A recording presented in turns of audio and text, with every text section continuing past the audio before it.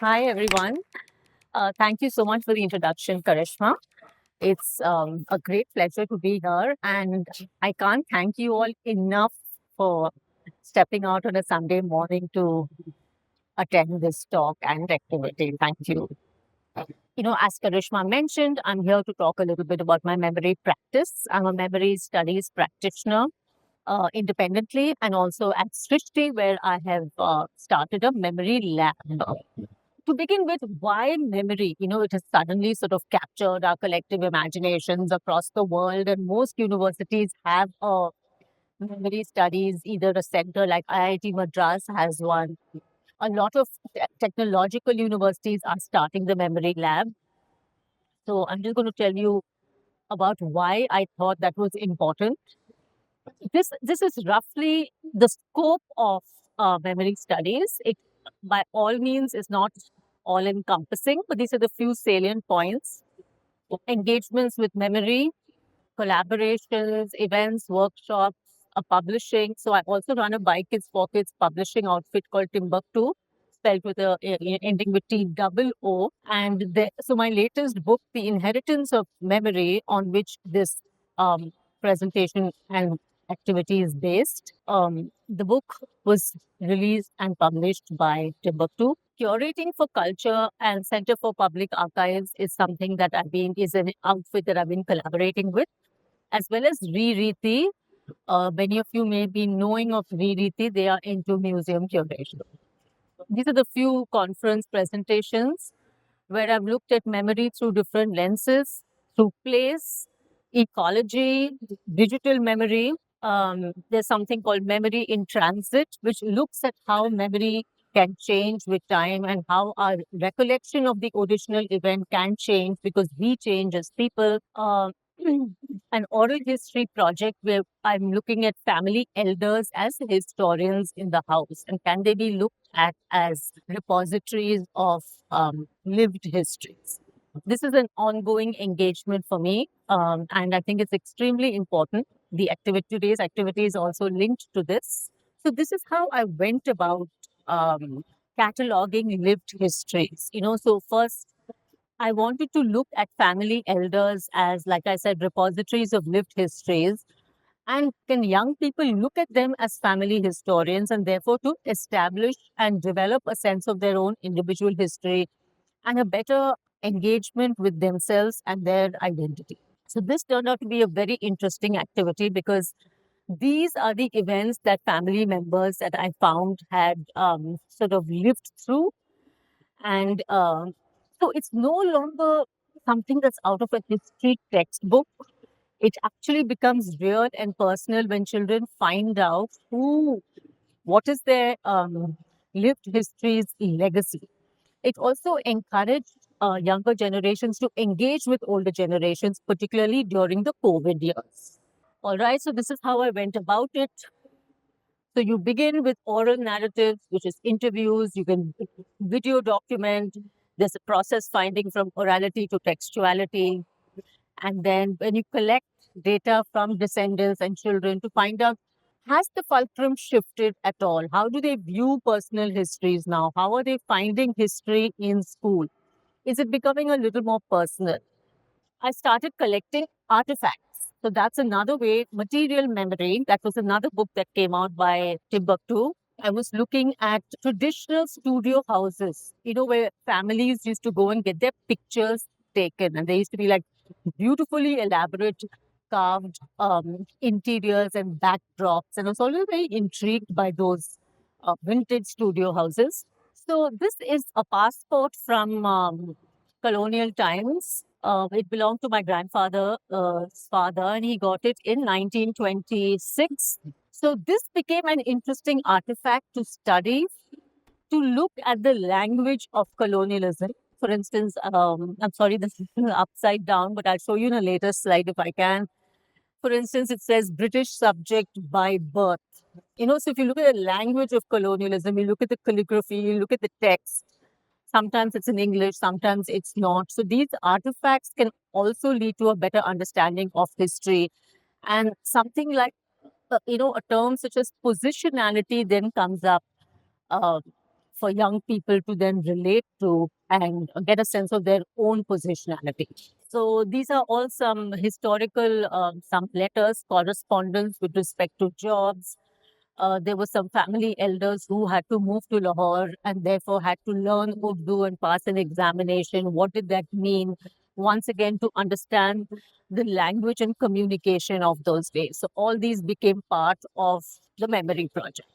This was really important, and I call it the seen and the unseen in artifact study. What is the seen and the unseen? So what you see is Cleopatra's Needle. This is a famous landmark in Paris. Now, if you look at the stamp, it is 1945. Now, there are a whole lot of questions that crop up over here. So questions related to World War stories. So if this was during the war, what did it mean for a brown person to be in Europe at that time? What was the experience? What does it say about various aspects? How do we acknowledge our own privilege when in other parts of the country, our country, maybe people were dying because they were fighting a freedom movement, for example. So it's very important to relate to questions that come up. We won't always have answers because, we didn't live in those times, but I think that's important for documentation. These are some vintage letters going back to 1904. It also talks about the struggle that Indians had to face to secure a good employment. Now, the Indian civil services were largely dominated by the British. So, if for a brown person to actually be able to secure a position, how much harder did you have to work? Those are also questions that come up. This is the Maharaja's emblem, and this is a forefather. If that was Madras presidency, which was under colonial rule, Karnataka was under the Mysore Maharaja. So it becomes important to, I think, compare what was it like working for a British government and how did that, differ from, say, working for the Maharaja, which is not foreign rule. How did the two governances, how did they differ? Yes, so this was also another book that came out under Srishti's. We have a project called Art in Transit that works in the metro stations, mostly Cubbon Park. So we came out with a series of booklets about stories of Bangalore. And this is a memory related to an elderly aunt of mine who in 1944 recalled that it was the day the war ended and the Allies had won. So she remembered that in her class, the class was given an assignment of drawing your interpretation of VE Day, which is Victory in Europe Day, 1944. And she recalls drawing this scene of people in processions holding flags, blah, blah, blah. Once again, we did a workshop around this and we spoke about how we need to decolonize certain memories. Because this is, at the end of the day, yes, we were colonized, but it was also a foreign war that many of us were fighting. So, this is my first conference, a place for memory and the memory of place. So, how I approached it was that, in India, we tend to bequeath many things to children. But actually, more often than not, the main thing that we as a culture bequeath is memory. And then how can we then leverage that to make that so much more meaningful?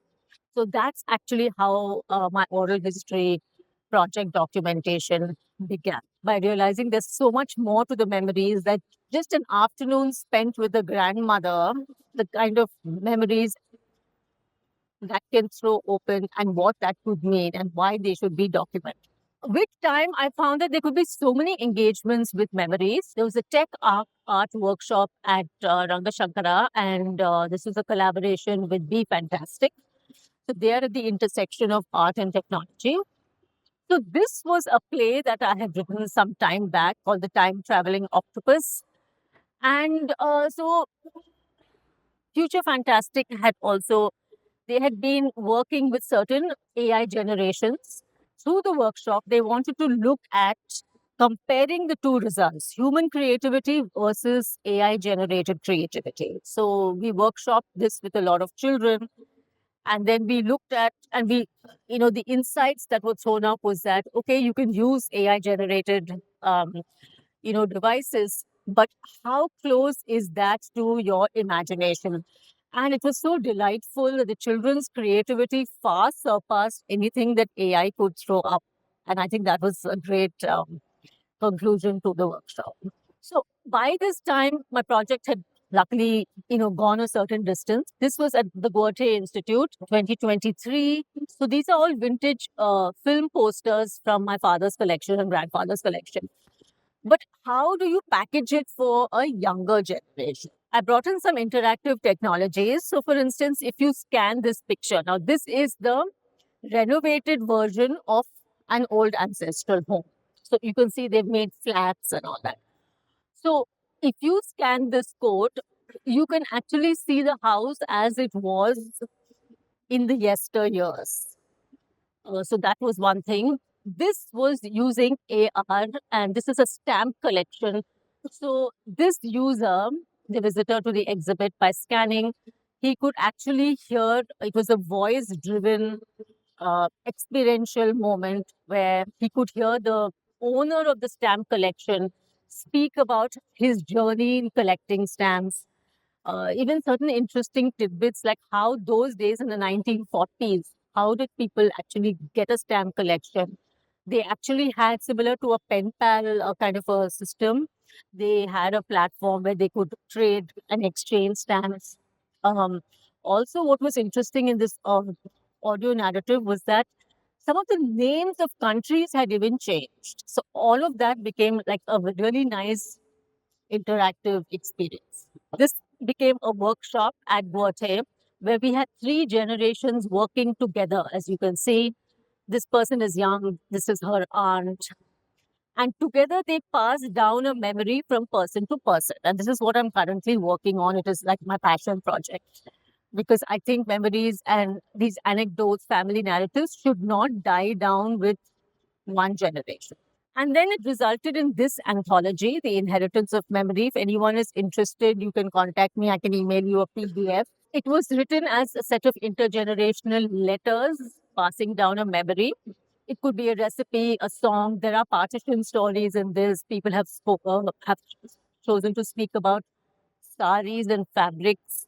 There's a recipe that came from across the border, and the current owners of the Queen's restaurant. You all may remember the Queen's restaurant in Church Street. So they have also contributed via letter writing from the grandmother to her 8-year-old grandson, who may or may not take the Queen's restaurant forward, but it was important to carry forward his family's legacy. So it started off Dear Pratima, which is from her mother, her father, Rakesh Arora. So he was the first person to come from across the border.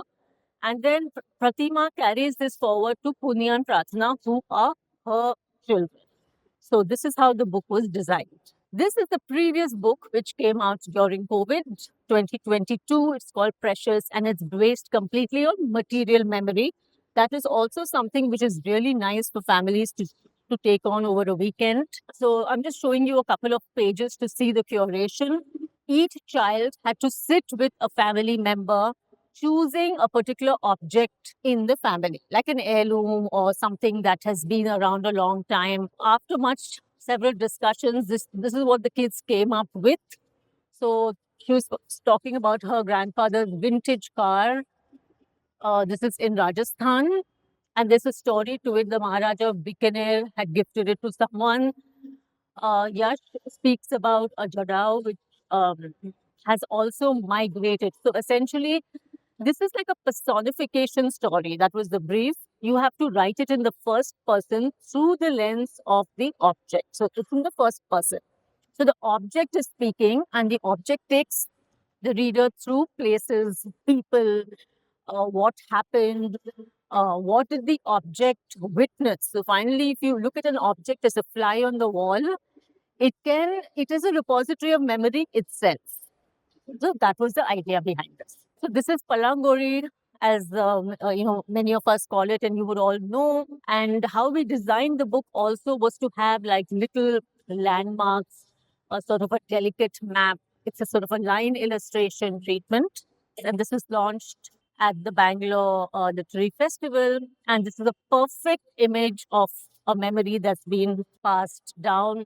There's a grandmother who came from Lahore. This is Mrs. Arora, her daughter Pratima, and her daughters Punya and Pratma. This is a lovely partition story.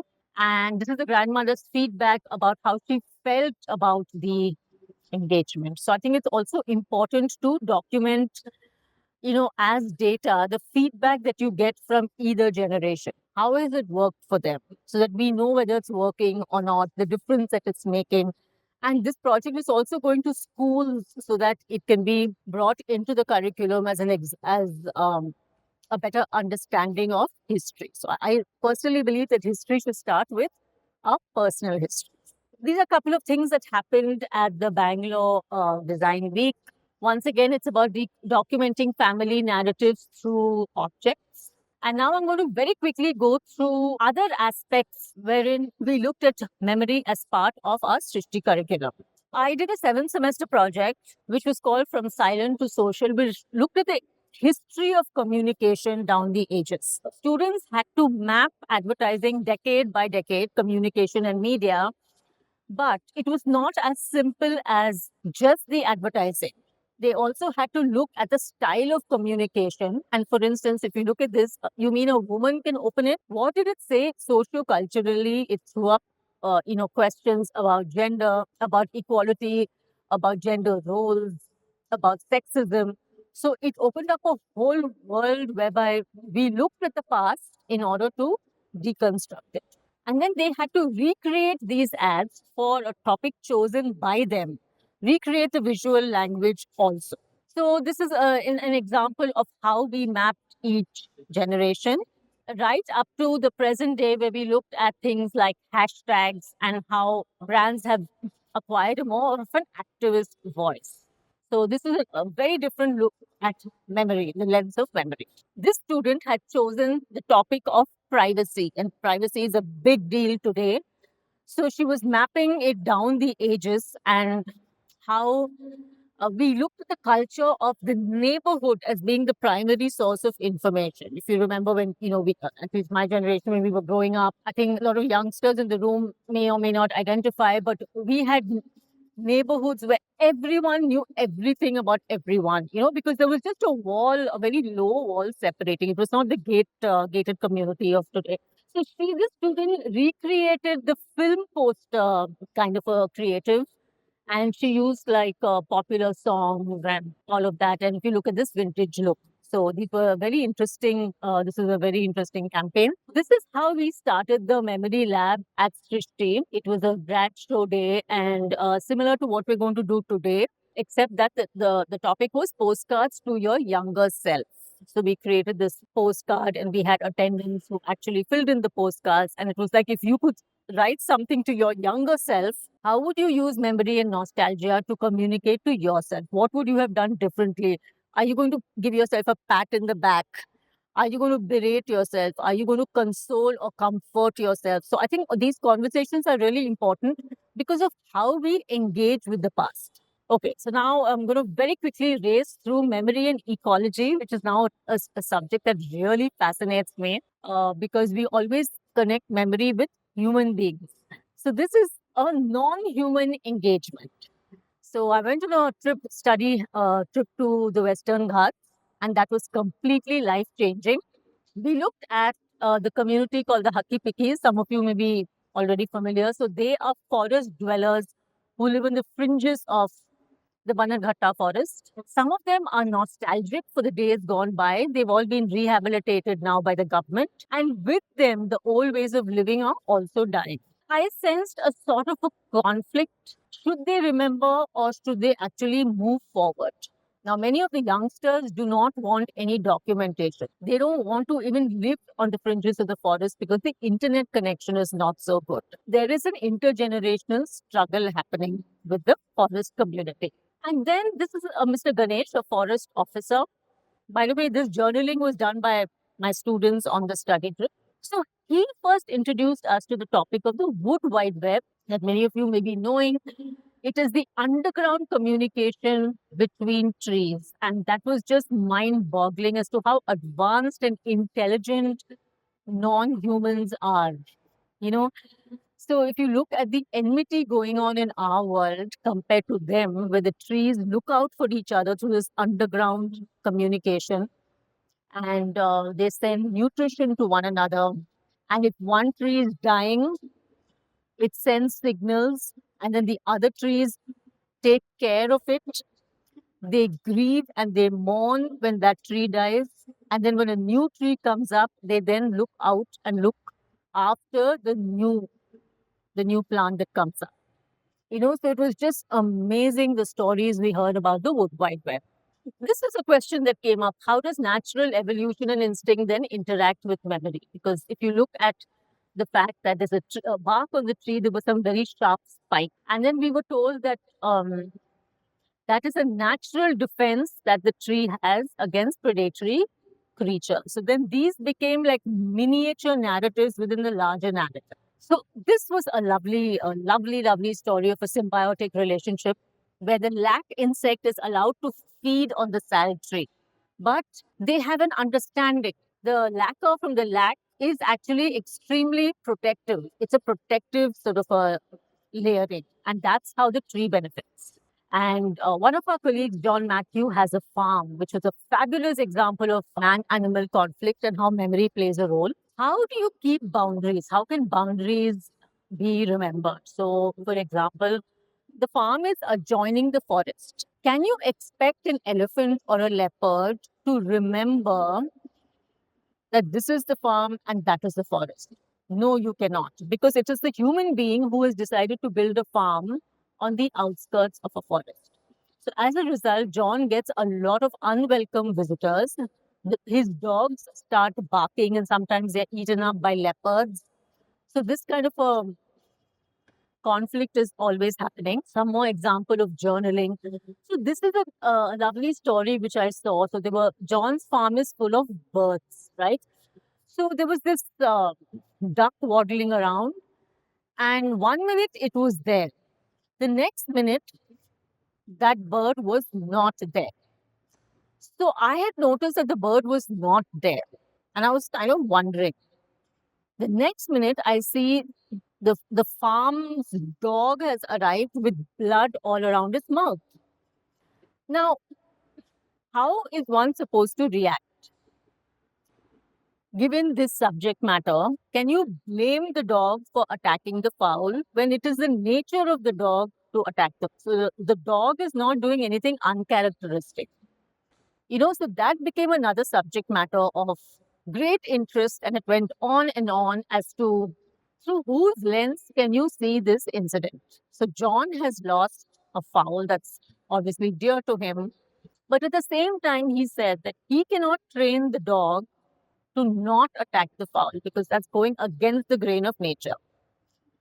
So there are no easy answers in any of this. When you go into a forest or you go to see a forest community, there are certain biases. You think, okay, they are going to live in, say, a mud hut, or they may not be advanced, or they may not have an internet connection. So all the students first had to address their biases and assumptions. So that's really important to leave your lens of privilege behind and actually acknowledge that, yes, I'm an urban dweller and I come with these biases. Another thing which I think young people should sort of keep in mind is how do you give back? And a lot of ecologists at Srishti are very particular about this. They do not encourage picking up anything from the forest. That's one, because they believe that everything is a part of the ecosystem balance. Then how do you give back? Because the forest dwellers have given you their time. The forest officer has given you his time. John has given you his time. The NGOs have given you their time. So we then went on to make certain design interventions and plan a pop-up around the experience. Yeah, so this is my band of students, information design with the forest officer. This trip completely changed my life. It's in the Western Ghats. We were very surprised and we were asked by our ecologist, why are these roots on the surface level? This is an example of the memory of a forest because the forest leaves clues for us indicating that at some point there was a flood, there was water. Now the water is no longer there, so the roots become visible. In a simple form, that's what it means. And this is from an earlier visit to Majuli Island in Assam. It's an island that is under the threat of being, flooded. And so we call this project Binaries of Existence because it was also about identity and belonging. Okay, so another example of migration and memory was when we went to Kukurebelu recently and we looked at the painted stalks. Fabulous stories about how the parents of the stork sometimes just fly away, leaving the stork behind to commence its journey whenever it feels ready. So there were this and several other stories of migration and memory. And how do these storks, how do they come back to the same place in the breeding season? They apparently go as far as Siberia. Um, Another thing is that the locals believe that they are married daughters who return to the parents' house because they come back in the breeding season. They connect it to a married daughter who comes back for the delivery to her parents' house. This is a joint collaboration with St. John's Hospital and the S.L. Bhatia Museum. And I'm very glad that hospitals now are getting into what many of you all will know as the medical humanities. So even the hospitals are looking at storytelling. So these are a list of all the people who presented at this museum. So what I decided to do was that I wanted to investigate the infant mortalities in families and why there is this climate of silence around it. In fact, I was fairly grown up, I would say, when I heard that my father had a sister who died of meningitis and we were not informed. Nobody spoke about her. She just like became this anonymous person who was referred to as the child who died or the third daughter. Vague abstract statements like that. So recently I found out that she was actually 2 years old when she died, not stillborn. So therefore she had a name, Prabha. She was walking, she was talking. She had a personality as 2-year-olds do. That's when on a recent trip to Bengal, where I came across the Dutch cemeteries, I was really left in wonder as to, those epitaphs on the gravestones were so beautifully written. The children were also very young, like sometimes newborn to 5 years old or 10 years old, but they were really made to feel like people. They were not they were not relegated to the past at all. So I wanted to bring in that aspect. So I called her Atte, as in Tamil we say father, sisters, and Atte, and the aunt who never grew up to be. So she had the potential of being an aunt. And here there's a picture of Loreto Convent in Lucknow, where she would have gone if she had survived because her older sister went there.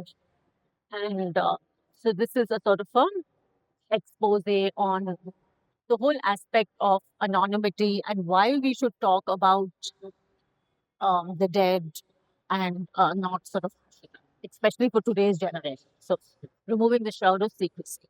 So I combined that a sort of a family narrative element with medical research in the same vintage newspaper. I thought that would be a good piece of creative to hold it all together while presenting.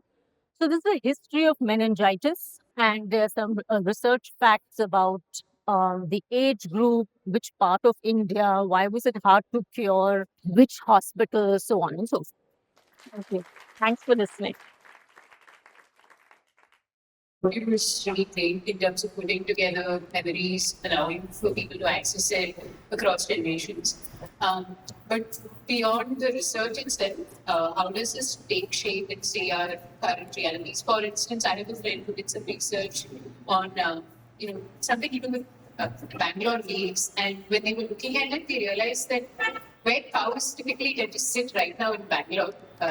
Genetic memory wise, that was around the lake. And we don't see most of the lakes, they're all sort of, we have, many, many hundreds of thousands of lakes, and most of it is now covered. And there was some sort of conversation about reviving lakes and things like that stem from it, and many more things like that. I'm sure from the people that you speak to, you might find, say, unique designs or, say, architectural sort of structures, lots of which may not be documented, may have been forgotten. It could be a recipe that we don't see at all today. Any number of those kinds of things, cures, remedies that were all, from that time.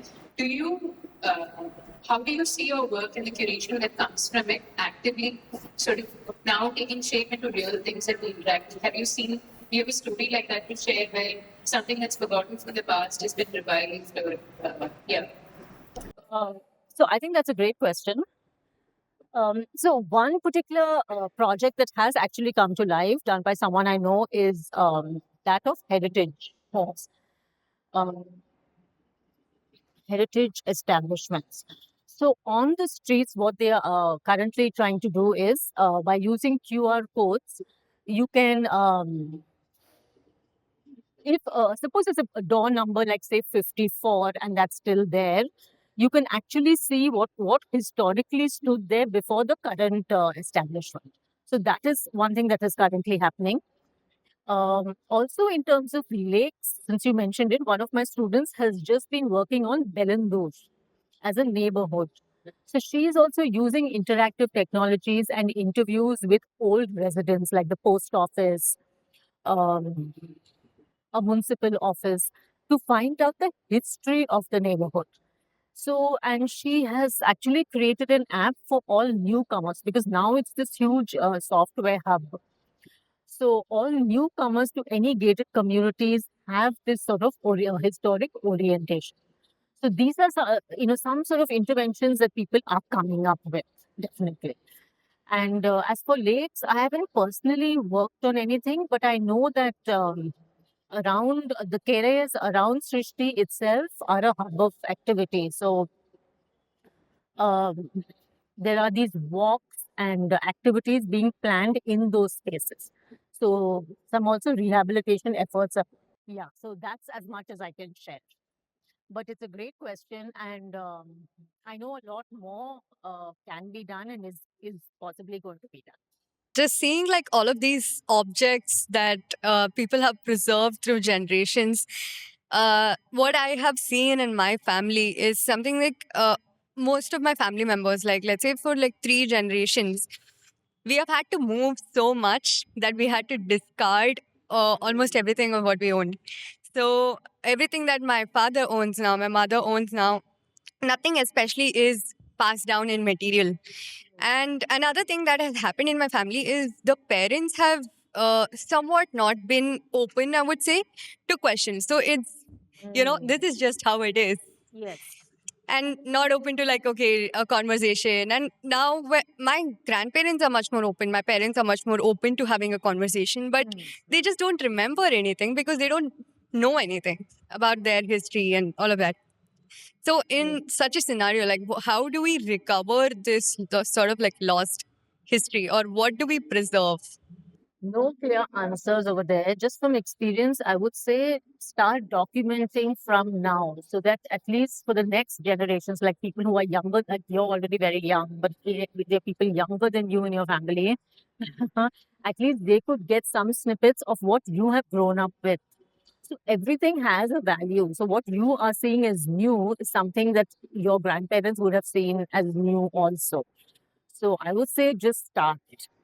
So whatever is lost is lost. However, there are ways you can bring something back into the public consciousness. If you think that they're more open to talking about things now, you can begin. Like for instance, somebody just asked my father. He was like living through Emergency, and recently there was this controversy over the film Emergency. I think it's called Emergency. Yeah. So someone was asking my father, like my niece and nephew, and he was a bit uncomfortable because you'll also find that there are triggers. So it's not easy always. And here you have to look at the ethics of it, of data collection. Um, how do you work around people's discomfort? You've got to let them be and then circle back to them later on. So it's a bit of a lengthy process, but I would suggest, be mindful of triggers, things like wars, emergency. I think Some people were also staying in an area where there was a lot of Naxalite activity with very small children. So you will find that, some of these questions can be very unpleasant for people, if, however important they may be for us. So I think we should just enjoy the process and learn as much as possible, you know. So start with present day memories and think that you're archiving it for someone much younger for the future. Actually, that last line segues into the question that I have. You said for the future. I wanted to hear your take on how perhaps years from now one would look at social media as a repository of memories. I use Facebook and Instagram extensively, and within, and while it's not like a longitudinal study, I mean, uh, I don't know what kind of time period that entails to conduct one, but having used especially Facebook for over, definitely over 10 years, um, simple things like it has a feature called memories, which like on today in this year, this is what you posted, or this is, and I like to look at that every chance I get, because that again triggers different memories of the same thing, which then you can help, one can piece together to make a whole, so this is a very personal experience that I had from a perspective of like a more structured research. What is your take on that? This sort of reminds me of something which I didn't mention in the presentation. I didn't include it. But in the World Design Organization, I presented a poster called Technology Helps. It addresses the similar question. Technology helps us remember, but are we allowed to forget?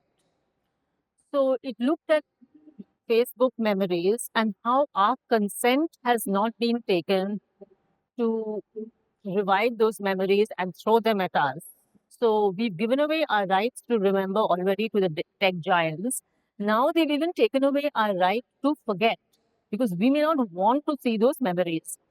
The other point that this addresses is that sometimes people change. So what I posted and I was sad about, say, 2 years ago, I may have changed today. So, for instance, the example that I gave in the poster is that, say, if my pet died 2 years ago, then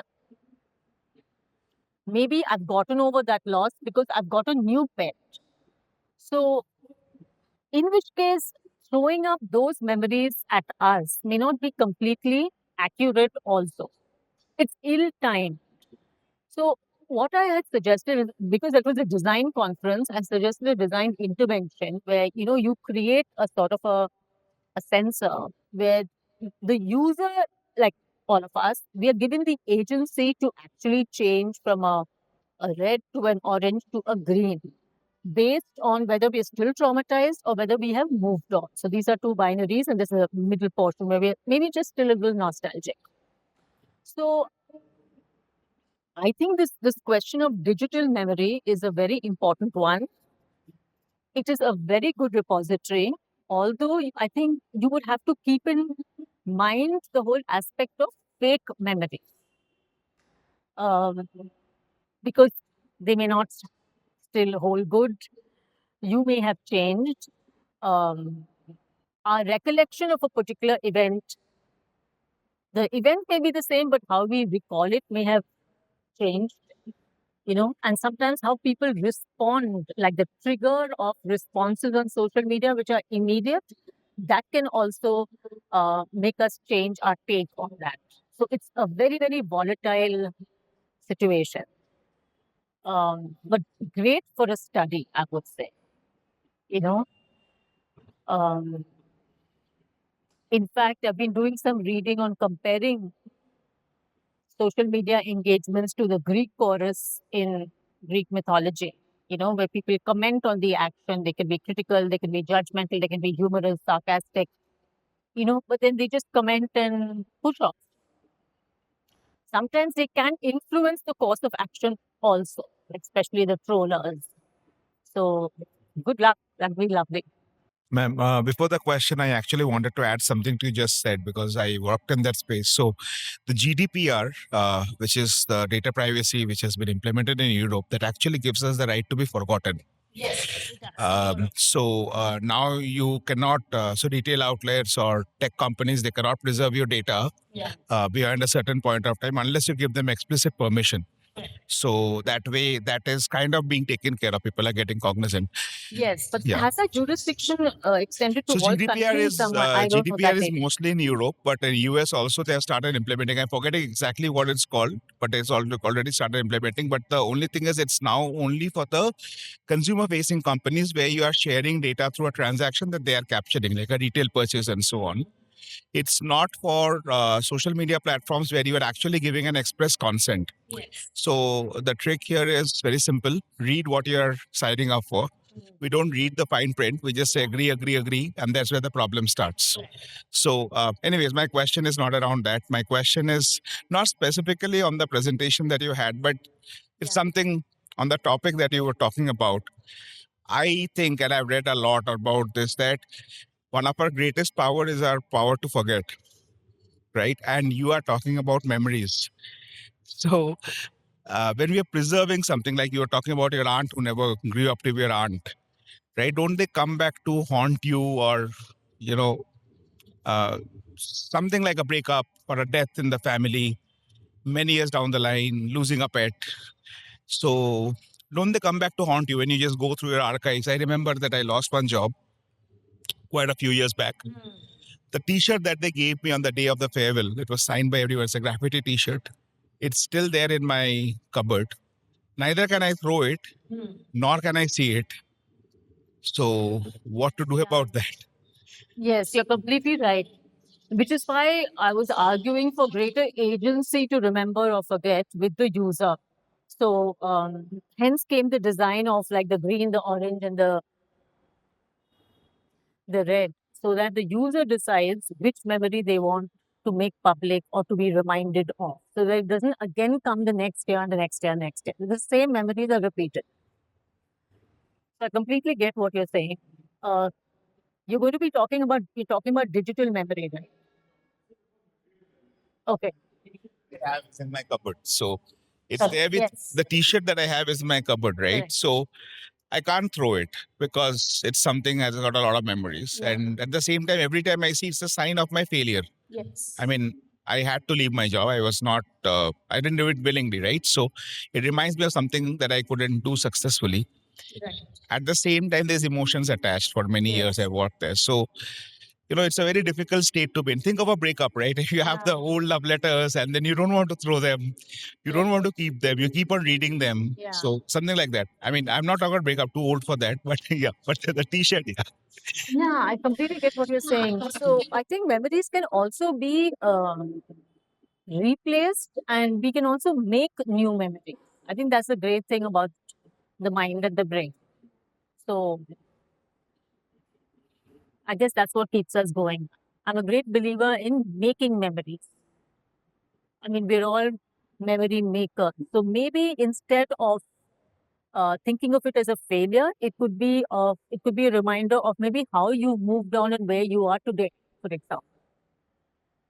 That could be a new memory that you may want the teacher to be associated. You know, like how some of us look at old school report cards where, teachers say that she's never paid attention for 1 minute in the class, or she's a daydreamer, or, some people are even told you'll never go anywhere in life. So we can agonize about them, or we can laugh at them, seeing like, the fact that we all turned out right.